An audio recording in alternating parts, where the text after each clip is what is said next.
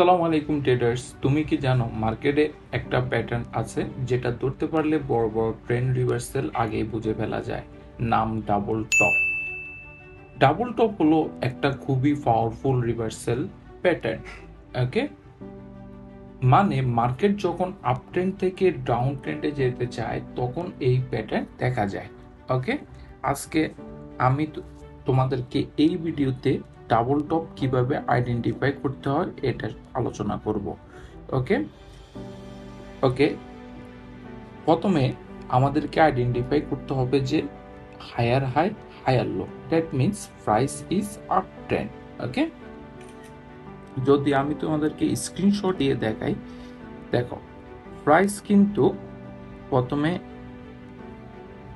একটা high create করছে। Okay, higher high, then higher low.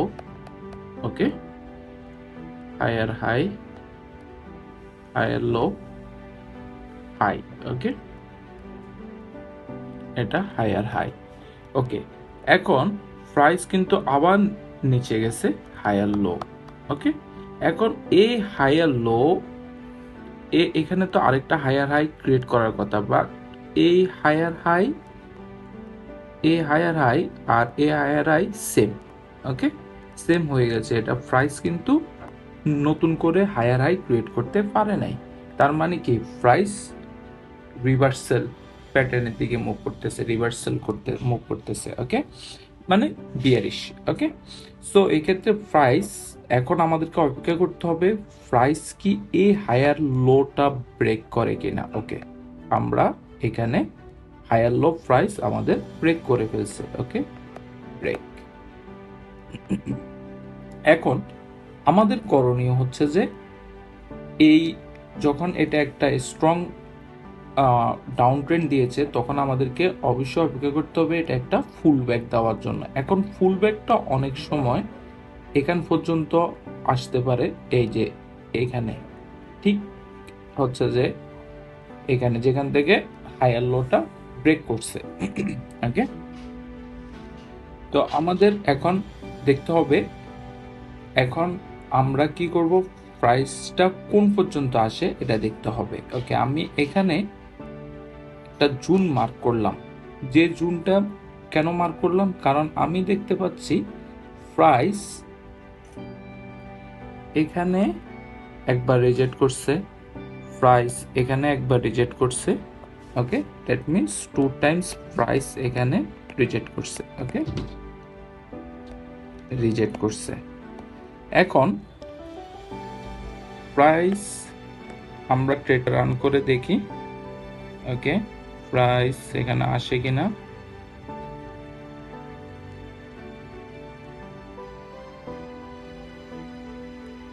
ওকে, এখন আমরা দেখতে পাচ্ছি প্রাইস ঠিক এখান পর্যন্ত আসলো। কেন নেকলাইন পর্যন্ত গেল না প্রাইস? কারণ হচ্ছে যে এখানে একটা স্ট্রং রেজিস্ট্যান্স আছে। যখন এটা ব্রেক করছে, এটা যখন সাপোর্ট হিসেবে কাজ করছে, তখন প্রাইস আবার ঠিক এখান পর্যন্ত আসি প্রাইস রিজেক্ট করছে। ওকে, সো আমরা এখন এখানে হাই, ওকে, লো, লো আর হাই ধরে ফেলেছি। তার মানে সিরিজ অফ লো আর হাই, লো আর লো ব্রেক করে ফেলছে। ওকে, ইভেন প্রাইস এটাও ব্রেক করে ফেলছে, লো আর হাই, লো আর লো। ওকে, এখন আমাদের উচিত হবে কি, এবার আমরা বুঝে ফেলেছি যে প্রাইস ইজ ডাউন ট্রেন্ড, আমাদের এখন সেল ট্রেডে এন্ট্রি নিতে হবে। তো আমরা সেল ট্রেডে এন্ট্রি নেওয়ার জন্য, ওকে, লেটস সি এক্সাম্পল।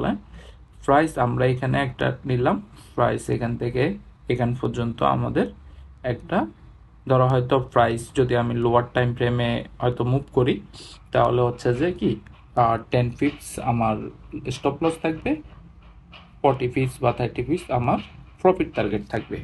ওকে, আমরা এটা রান করে দেখি।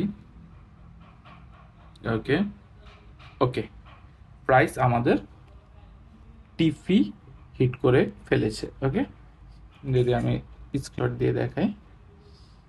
ওকে, সো আমরা মনে করো এখানে আমার 10 পিপস স্টপ লস,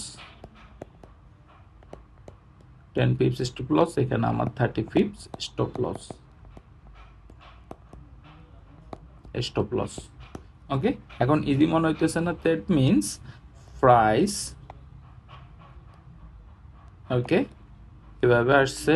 এটা হচ্ছে যে bearish double top pattern, reversal pattern. Okay, price কিন্তু এই নেকলাইন পর্যন্ত আসার দরকার হয় নাই, কারণ হচ্ছে যে কি প্রাইস এখানে স্ট্রং একটা রেজিস্ট্যান্স বা বাঁধা পেয়েছে, যার কারণে প্রাইস এর নেকলাইন পর্যন্ত আসে না। আমরা বইতে কি দেখি, আমরা বইতে দেখি কি সুন্দর প্রাইস ব্রেক করবে, সাপোর্ট, তারপর এখান থেকে আসি রিভার্স, রিভার্স ফুল ব্যাক করবে, দেন হচ্ছে reject, then again continuous going down. অনেক ক্ষেত্রে লাইভ চার্টগুলোতে এরকম কখনোই হয় না।